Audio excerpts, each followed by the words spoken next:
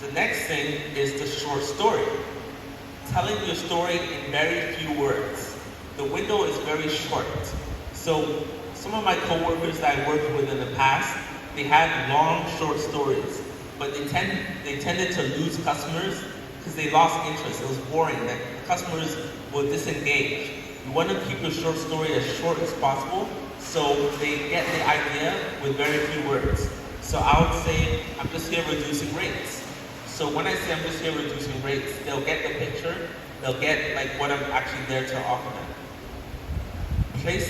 So what have you got to offer? Place emphasis on the strongest points, the benefit of the prospect. Answer the question, why must I use your service? So is it to save the money? Is it to make the money? Is it for convenience? Is it for peace of mind? They have to know why you're there, so they get that peace of mind. When properly delivered, this has the following benefits. It sparks interest and it reduces skepticism. Nothing is worse than skepticism throughout the presentation. A good short story eliminates that. So next slide. Okay, so we're getting into the meat of the whole thing now. This is the presentation. This is where you provide details, go over features, place emphasis on benefits, offer alternative packages. So you want to place emphasis on the benefits, tell them why it's beneficial for them as opposed to spending too much time with the features, go over figures, place emphasis on key words such as savings and efficiency. Keep it short, just like the introduction and the short story. You want to keep your presentation nice and compact. Read the body language. So if they're crossing, folding their arms, you want to open them up by using the C factor, by getting them to hold something, by engaging with the customer. Place emphasis on what makes your service stand out. When properly delivered with the eye contact and excitement factors, this has the following benefits. It reinforces interest and it answers the questions that may be built up. Okay, so next slide. So this is the ultimate step. This is my favorite part of the presentation, or the whole pitch. So this is closing the deal. This is the ultimate step. So set a target for the percentage of deals to close as a benchmark. So out of 5 customers, I want to close 2 customers. So 2 out of 5. That's 40%. So out of 40, so basically 40% of my customers I want to close. So that's the benchmark I aspire for. So you want to ask for the business. This is where you want to assume the sale.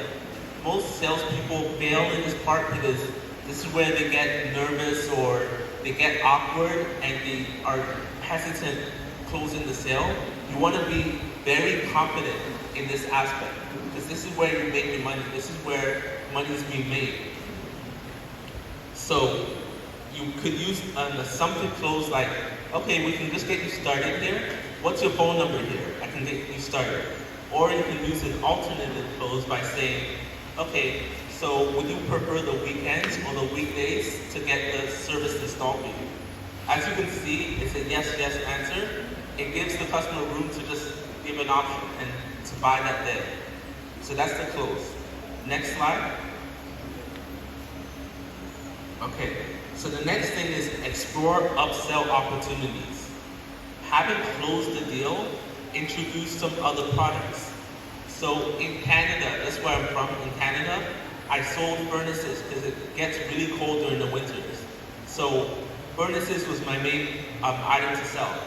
The upsell item was the air conditioner. So once I closed the furnace, I would say like, oh, so would you want the air conditioner as well? So you don't want to force it. You don't want to lose the deal that you've already closed.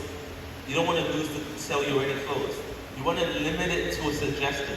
So just suggest the upsell item. Because if they take it, that's great. You get extra commission. If they don't take it, at least you didn't lose the furnace sale, your original sales item. So that's basically the 5 steps to a presentation. So next slide. Okay, so now we're going to get into some sales tools.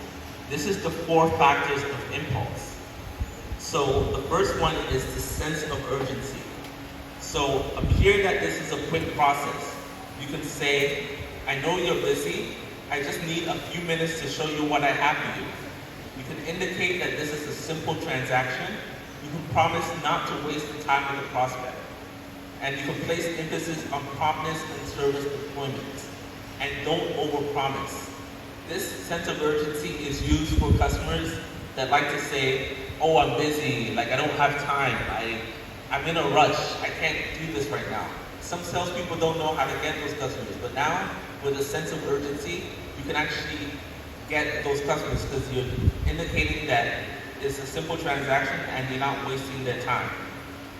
So next slide. So the next thing is fear of loss. You want to limit the time of offer. You want the promotion, you can say the promotion may not last long. It may not be there another day. This is good because you want to limit the interaction with them to that day. You want to make the promotion that you have only for a limited time. Because customers tend to say, oh, I want to think about it. Oh, I need to talk to my wife. I need to talk to my spouse. Now you can get those particular customers by using the fear of loss. Because people would rather not lose something than to gain something. Even though people want to gain things, but they'll rather not lose something. So the fear of loss is very important. Because if they know like, oh, this offer is not there that day, the next day or another day, they'll make a buying decision that day. Okay? The next thing is the Jones effect. And this is my personal favorite. So others are enjoying the service, why not you?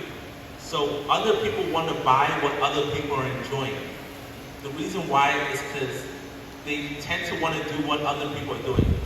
So even though no one wants to be the first, no one wants to be left out. No one wants to be left out on a good deal. No one wants to be the first to buy, but they don't want to be left out on a good deal. So satisfied customers' testimonies are a good story to tell. So talk about customers that you got previously, mention some neighbors or some clients, and show them testimonies and reviews of that people got satisfied with the product that you're offering. When they see these reviews, they'll be more satisfied they'll be more inspired to make a purchase and buy that day. Just like when in church, when people give testimonies, when they hear testimonies, they're willing to give their life to Christ. They're willing to give their life to Christ based off of the testimonies that they heard. So that's the Jones effect. So next slide. Last but not least is indifference. Jesus himself mastered this. He was the master at indifference.